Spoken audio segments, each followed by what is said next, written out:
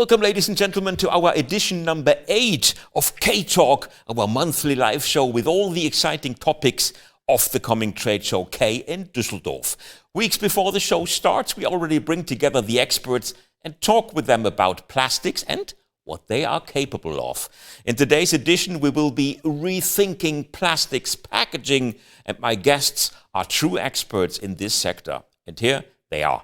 Welcome, Professor Dr. Hans-Josef Endres, Head of the Institute of Plastics and Circular Economy at Leibniz University. Good to have you with us, and greetings to the German city of Hanover.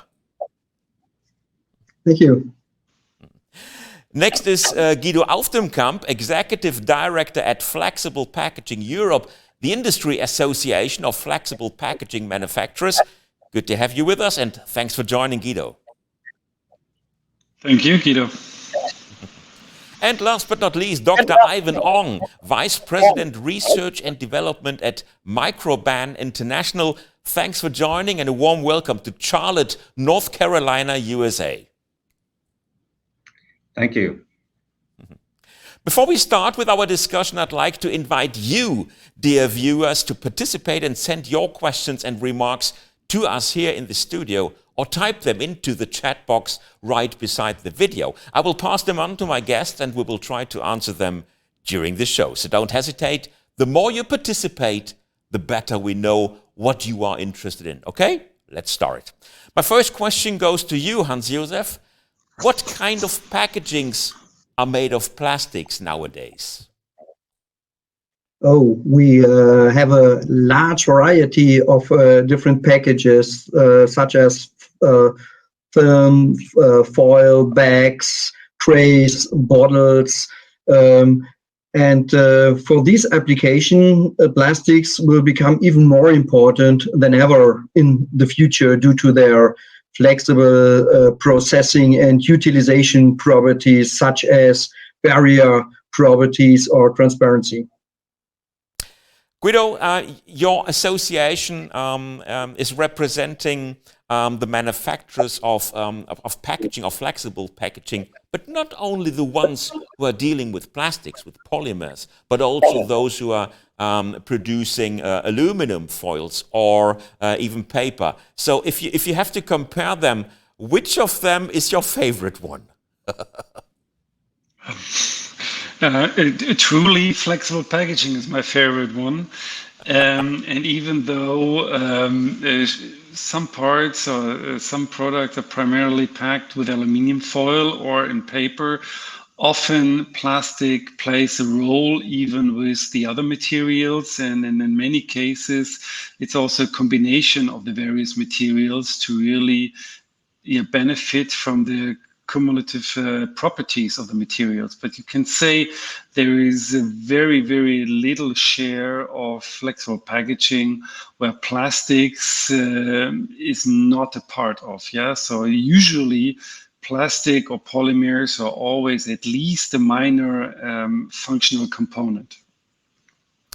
Ivan, you are coming from the research sector, so research and development of new materials with their characteristics in packaging. So when it comes to the characteristics of packaging plastics, what are your preferred technical characteristics that make plastic so valuable in packaging?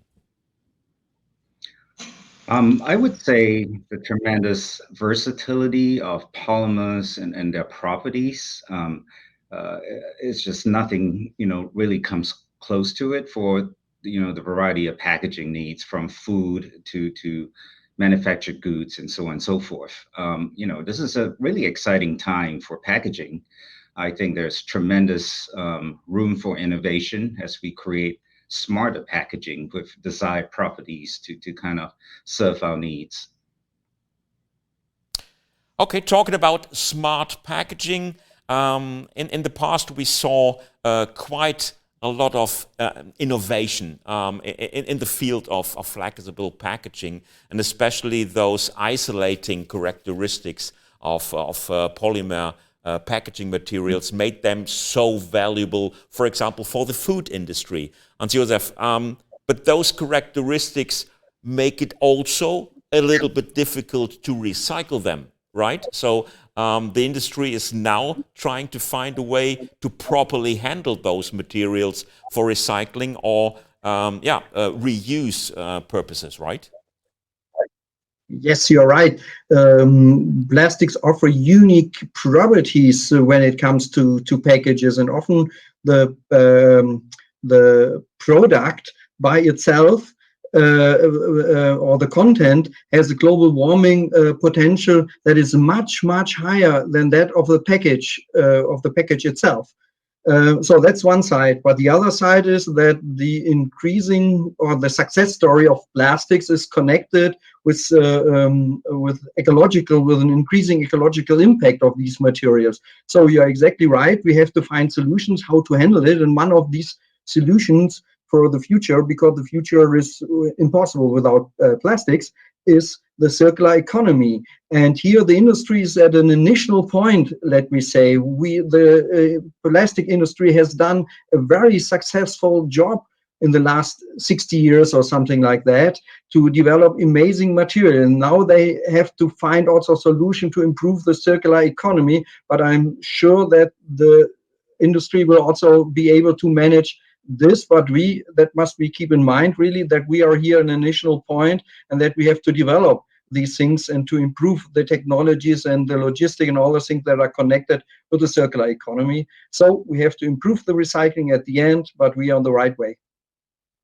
Guido, in the recent years, the image of plastics and especially plastic packagings has suffered a lot. And if we look at consumers all around the globe, there are many of them who, in the meantime, are saying, let's ban plastics. So in order to avoid those marine litter problems and this landfill problems, there are not only few people saying, let's ban plastic and let's solve the problem by that. But I guess that the industry sees that differently, and they see plastic as a problem solver instead of the cause for the problem, right? Primarily, yes, but of course there is a manufacturer's and producer's responsibility to support a circular economy, because at the end we all want to fight climate change, and in the past years it's now becoming a huge discussion more about the right ways and tools how to achieve that. Recycling is certainly one way to achieve that, and recycling also requires collection and sorting. So whatever we collect, only that can be recycled at the end of the day. So we have to increase proper collection of all packagings, but also other plastic products to recycle them properly. And that was never the real focus in the past. So as you rightly said, the industry promoted or could promote and manufacture great products. And when it comes to recycling, particularly in packaging, the only target was reaching the minimum recycling target rates, legally binding. But now and also in the future, then set in legal stone, all packaging must be recyclable, not just in theory, but in reality. And therefore, now the entire value chain has to work on and almost in warp speed to make that all happen. First to build up the correct infrastructure, extend the infrastructure, but also to apply and evolve better structural combinations or monomaterials, whatever is suitable, to the existing infrastructure.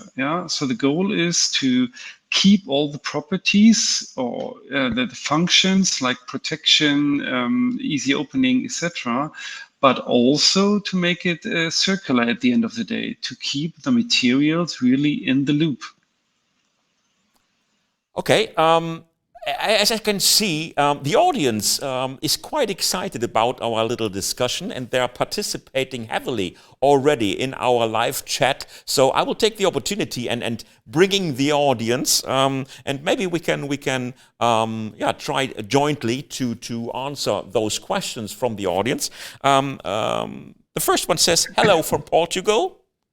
Greetings back to Portugal. Then there comes a question from Vienna. Joseph is asking, "Hello from Vienna, Austria. What new exciting developments are in the pipeline for flexible packaging?" Flexible packaging, new innovative trends. Guido, this is a question for you. It's a constant evolution rather than a revolution, but there is a faster evolution these days. And I think the real big thing is that the packaging requirements for certain products, or for most of the products, are now reinvestigated. In the past, what had worked so far was further used, but nowadays that is really questioned. Is the super long shelf life still necessary when you consider there is a supermarket all around the corner, almost open the entire day, so there is no need for that storage function, etc.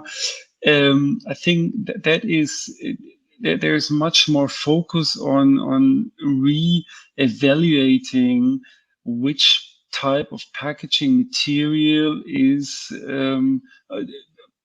provides the right function and protection. That is probably the real innovation. And now we are extending also from plastics to paper, but we also see from paper to plastics. We see development still from rigid to flexible packaging. So there are movements in all kinds of directions, but the general aim is to have a lower environmental footprint. Funny enough that one of our viewers asked for just the other extreme, asking for extending the lifespan of those packagings because, the entire industry is looking for solutions to shorten it. But Kimberly, for example, is asking, are there new technologies that can actively extend the lifespan of plastic packaging and make it usable for longer? Hans-Josef, are there innovations like this, and are they needed? Let me say, normally the lifetime of a package is very short. So because the package has to fulfill the function that the food will reach the customer in a very good condition. Yes, with a very good flavor and so on. So I'm quite not sure what the question really is. I think that the question is if we can have the chance, or if we have some technologies to have packages for multiple use, not only one-way packages. In this case, it's a question of security, what is with cleaning, what is with responsibility, and so on, because it makes no sense, let me say, to have a package that with a lifespan that is longer than that of the content of the package. So I don't know if this was the answer, but I'm quite not sure if I got the question right. Sorry. Oh, maybe I can ask that. Kimberly, go ahead. If the answer is not satisfying to you, just type in a little bit more in which direction your question goes, and then we try to answer that as well. There is thanks and greetings from Uruguay. Welcome and greetings to Uruguay. Hello from Denmark. What is your opinion about self-destructing plastic? Ivan, that question might go to you. Self-destructing plastics, are they a trend that we will see in the near future? Well, that's certainly desirable from a sustainability viewpoint to have plastics that biodegrade or biocompostable plastics. but one has to, you know, as our gentleman has said, the use of these flexible packaging for you know, food, especially food transport and to put in the supermarket has, you know, these things have to serve the benefit of prolonging the quality of the food, you know, be it raw chicken and raw turkey or whatever it is. So you know, in the case if a recycle, you know, a compostable or biodegradable plastic is unable to provide those protective properties, then it's not serving, you know, a good need. But if I could go back to Kimberly's earlier question, she might be talking about, you know, the thought of flexible one-time use packaging as opposed to reusable kind of containers or food packaging things. And that's really interesting because here in the United States, you know, there's a lot, still a lot of use of kind of one-time packaging, you know, certainly important in a lot of respects, but unnecessary, I think, in a lot of respects. You know, small units of food packaged in one-time use things that are used and then the package is discarded in the landfill. I think this requires more of a sociological and legislative change in how we kind of see the use of one-time flexible packaging for foods and stuff, and when do we start using reusable containers? For example, rethinking the food distribution in terms of supermarkets, not just packaging individual small units of foods in disposable packaging, but serving as a distribution point. So for example, if you buy oatmeal, you're not buying a small package of oatmeal in a disposable container, you're bringing your own reusable container to the supermarket and refilling it with the oatmeal. So you're not, you know, creating unnecessary packaging. Hopefully that makes sense. And in terms of permanent use packaging, permanent use articles to store foods, you know, there's a lot of opportunities to introduce benefits like antimicrobial protection and airtightness and so on and so forth for storing food personally. Good, great. Next question. There are plenty of questions. That's great. The audience is heavily participating, and that shows to me that the topic of today's show is very relevant. And maybe we can have some more questions answered by you, the experts. Hans-Josef, our scientist or our second scientist in the show. Maybe this question is something for you. What is the best way to incorporate multi-layer flexible film into the circular economy? That's a very good question. I think first of all, it starts with the design for recycling. That means we must pay much more attention to the material that are combined. Is it really necessary to have so much different materials? Do we need some coupling agents between the different layers and so on? So the design for recycling, it's one of the big issues here. And the second issue, what is as important as the design for recycling, is that we will be able, or that we design multi-layer films in future which allow the incorporation of recyclates much better than today. So it's not enough to have a design for recycling. We also need a product design for the incorporation of recyclates. And I think these two things will drive the circular economy of flexible packages, or flexible multi-layer films. And maybe it's also an option, let me say, to move from food application to non-food applications. So in this way, or going this way, it's maybe also a solution to drive the circular economy much quicker or faster than we do it now, because now we are always faced with questions of volatile organic compounds, of misuse of packages, what is with contamination scenario, who is responsible, and who will take care. We have some regulations, or many regulations for materials that are allowed to come into contact with food and so on. So maybe for multiple flexible films, designed for recycling, and then using this material in other products which are designed for the incorporation of recyclates. Thanks a lot for this answer. You know what?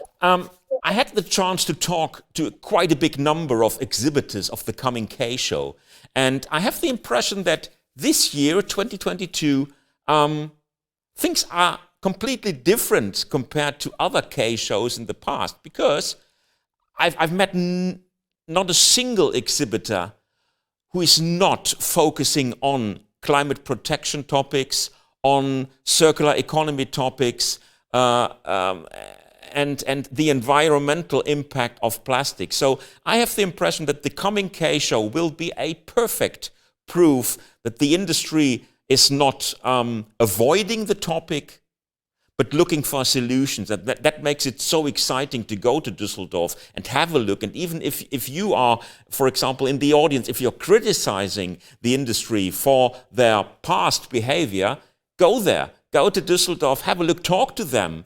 Go to the booths and talk to the brand owners and see what they are doing, because I think it's worth it. I think it's worth it. If we want to have a change in climate protection, then we need to incorporate everyone. So maybe this is a good time in autumn to bring those interests together. I would like to come to another question of the audience. Maybe, Guido, this is one for you. Which trends do you see for plastics in pharmaceutical packaging? They are already there. When you look at blisters or other more rigid devices, but also sachets or in combination in multi-material laminates, there will probably more come. When you talk about the real pharmaceutical products, we are facing, or the fillers are facing a lot of verification processes for each individual packaging. If you want to change something, it requires a new verification process, and that is really on SKU level, not just on the substance level. And therefore, we see this evolution in the pharmaceutical packaging much longer to happen. That more plastics will be introduced. But if you think then on the sister sector, so to say, the medical packaging, I think here plastics are even more dominant and will also remain very dominant because it is really essential. There is almost no alternative, at least no absolute plastic-free alternative. And I think these sectors have primarily consumer or patient safety and product safety as a top priority. And I guess we can easily agree all together, the four of us here in the panel and also the audience, that we don't want to make compromises on consumer and product safety.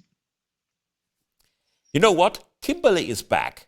And we asked her to declare what her question was about. And she wrote something to us. She said, I meant technologies to encourage consumers to reuse certain types of packaging as opposed to dispose of it.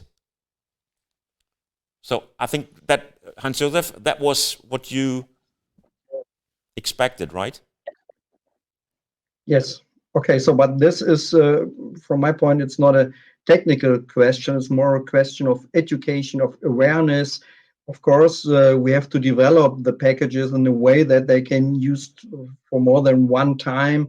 And I think there are some low-hanging fruits when it comes to the reusability of packages. When we start, that was mentioned before, when we start with transport packages that are used for transportation, or packages that are used for pharmaceutical applications, or packages that are used for other technical products or clothes and so on. So there are a lot of low-hanging fruits, a lot of different possibilities where we can improve the reusability of packages.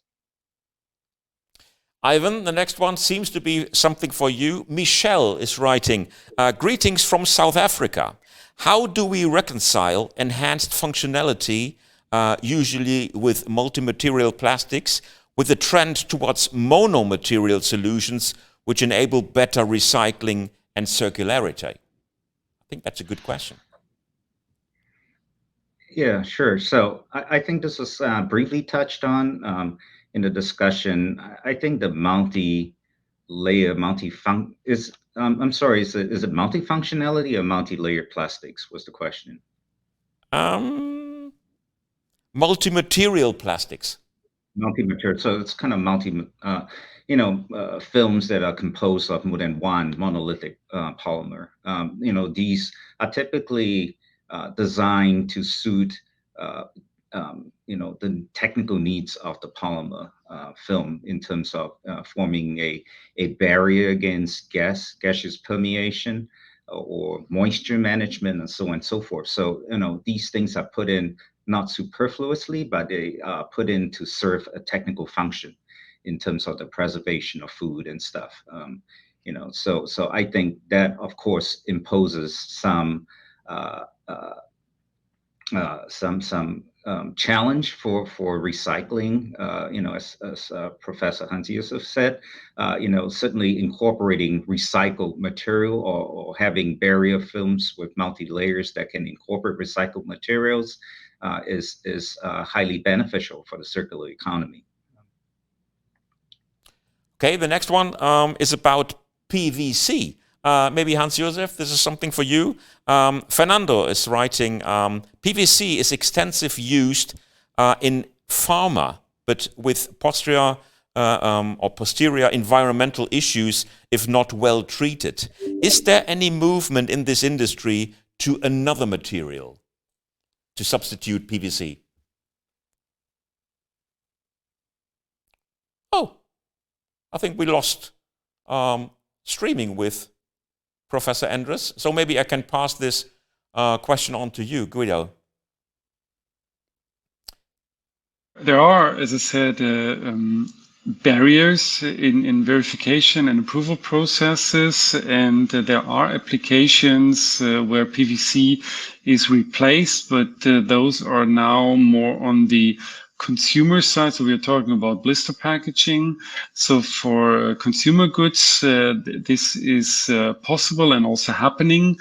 And there are even, if I may extend that, even paper-based solutions, replacing the plastic or paper-plastic combinations, replacing the former PVC, which are shown as innovation. And there is another question which goes into a similar direction. Maybe you can, Guido, you can add something on that as well. Roman said, hello from Germany.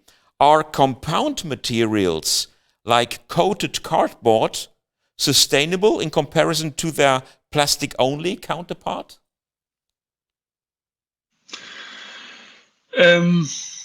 I'm heavily against, just saying one material is per se better than the other.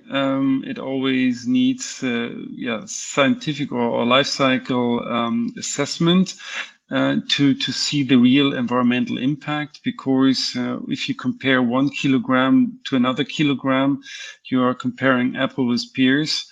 So it's actually, you have to compare the functional unit with another functional unit. And yes, it might happen that cardboard with a functional coating is better. It might not be. Might also depend on the thickness of the material and in what area it is used. Yeah, so there is no straightforward question to that.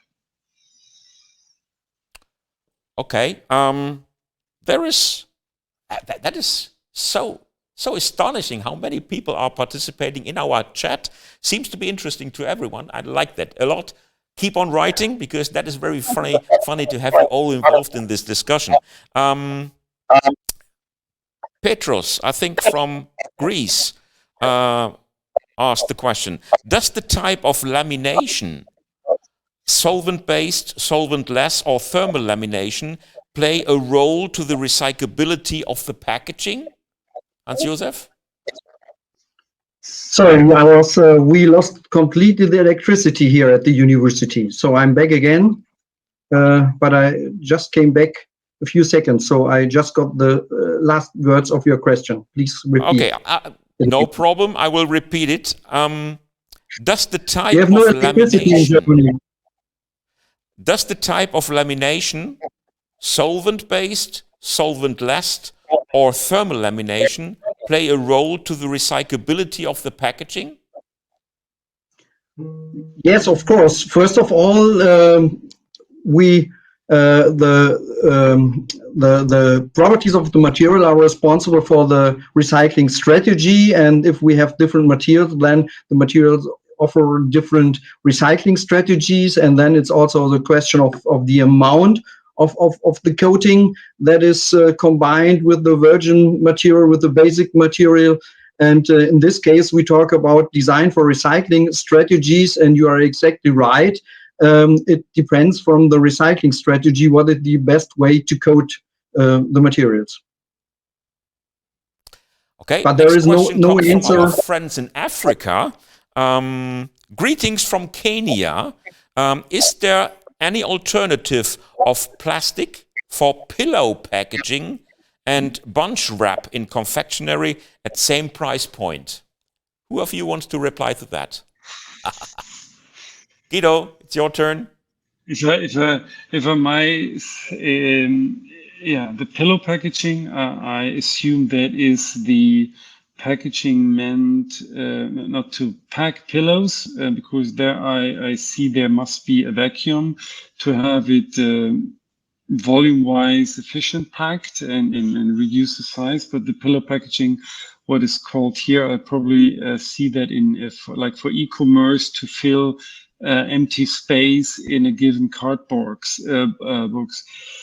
I'm very hesitant to say that there is a good and sustainable alternative from other materials to these kind of pillow packagings, you know, with the air inside, because when you just put it on a balance, this plastic pillow packaging is so much lighter that I cannot really than alternative packaging, mainly fiber-based packs or filling material, that I cannot imagine that the plastic is worse than the other alternatives.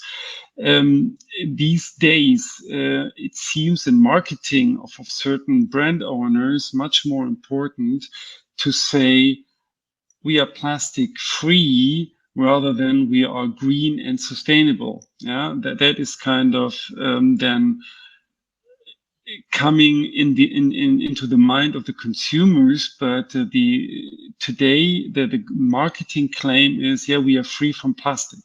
Whether the alternative has a higher or lower environmental footprint is not even asked anymore, because this free from sells already quite well. Okay, Ivan, this one is from Italy, and this goes to you directly to North Carolina. Sarah says, hi from Italy. What about chemical recycle? When will be an affordable solution to come back to original monomers, or technology is not yet ready to offer recycled polymers at affordable costs? I'm trying to understand the question. So it's asking about the the economies of recycling kind of monomeric polymer films and stuff like that. Especially with chemical recycling instead of only mechanical. Yeah, I think and I hope I'm answering this question correctly. I think part of the challenges of recyclability of polymers and plastics, especially in packaging, is when you look at consumer packaging, there is a high degree of biocontamination in these kind of things. A lot of people have remnant food and sugars and oils and stuff in these packagings. And that, I think, is key to kind of creating some severe technical challenges to get the desired quality of the recycled polymer out of a recycling process. So I think regardless of using mono or multi-layered films and stuff like that, I think this requires a holistic approach to kind of from the polymer side, recyclability, different plants and processes can handle different materials of different composite constructions. And also from the consumer side, I mean, there has to be a need and measures taken to lower the biocontamination or recycled plastics content, which is extremely difficult to remove post-recycling. Right, got you. This one might be interesting for you, Hans-Josef. Charlie wrote into our chat module, if at K 2022 many exhibitors focus on circular economies and ecological impact, what hot topics might we expect at K 2025? What might be a next big hurdle for plastics to have to overcome? What a nice questions. I love that. Hans-Josef. Yes, I will try to give a short answer. I think that on the at the K 2025, we will see also much more applications where we find recyclates in different products. So the point now is that we try to improve the recycling technology design for recycling. We set up some platforms where we can buy recyclates. We have a lot of research activities to improve the recyclability and the quality of recycling processes. We have innovative recycling strategies such as marker technologies. The injection molding machines have some special features to process recyclates. We have a constantly growing standard activities to develop some standards and so on. So the market is really on the way, but what we need and what we can expect in future is also a lot of more applications with a special design for what I said already before, with a special design to bring also these different recyclates we developed in the last years, to bring these different materials into the market, into applications. So that's what I expect that we will see on the K 2025. And this will be driven, let me say, by a closer collaboration of all the stakeholders of the value-added chain that is needed. And we are on the way to start this, but we will find a lot of more different partnerships and so on to increase the market penetration of recyclates. Let's pass this ball on to the next one. Guido, what do you expect as a hot topic at the next K in 2025? I agree with Hans-Josef that we probably will see much more circular economy in practice, so realized circular economy. But I also hope that the next or the K show after that, so in 2025, will be the last one.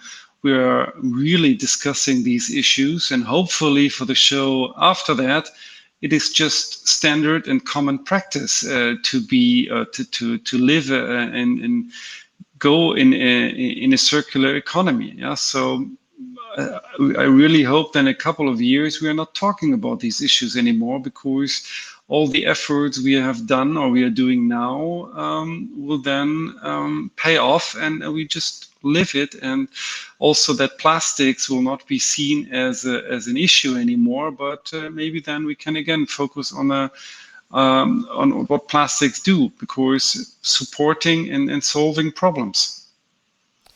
Ivan, I'm curious about the consumers. Do you think that within the coming years, maybe even until 2025, they will have made up their mind about plastics in packaging or in plastics in general? Will the image of the polymers improve in the near future, or do you think that consumers will not follow the industry way? I think this is where, I think from, there's tremendous effort put in recyclability and very smart activities in those areas. But in terms of packaging, I think where consumers I think there's a lot of room for innovation. For example, in food packaging, I think, when we talk about smart packaging, we can have packaging films that are resistant to microbial contamination that can therefore prolong the useful life of foods. But then if you look at packaging in a US supermarket, especially when food is packaged, the expiration date is arbitrarily determined by some quality control thing that's statistically determined. Just because something reaches a certain date, it doesn't mean the food is bad, but it's thrown away. It cannot be resold or reused. So there's a tremendous amount of wastage going on in the food distribution stream. What if, for example, in innovation, we have smart packaging that can indicate specific microbial contamination, like Listeria, Salmonella, E. coli, then you're not just blindly throwing away food just because it's reached a certain arbitrary date. We can be much more intelligent in how we kind of incorporate packaging to serve a useful function, that is to keep the food safe. And certainly this also extends to medical packaging too. But that sounds to me that it is not only a matter of the industry to change things, but it's some kind of cooperation between the companies and the consumers. So it's a process of education and of learning together, right? Should be in conflict against industrial trends of using plastics. But this is a hand-in-hand thing. It's a sociological, legislative, industrial, research kind of cooperation to kind of use plastics correctly and smartly. Great. All right, gentlemen. We have come to the end of our today's K-Talk. It's been a real pleasure having you on the show. Thank you so much for participating and all the best. Dear viewers, thank you for joining so heavily today. If you want to watch our K-Talk again or share it with your friends and colleagues, just have a look at our landing page. We will shortly place the video on demand. You will find all our previous shows there as well. If you want, we will meet again next month in our edition number 9 on the 13th of October. Just a few days before the K-Show starts, we will discuss about consumer goods and the circular economy, so don't miss it. Thanks again for watching, stay healthy, and bye-bye.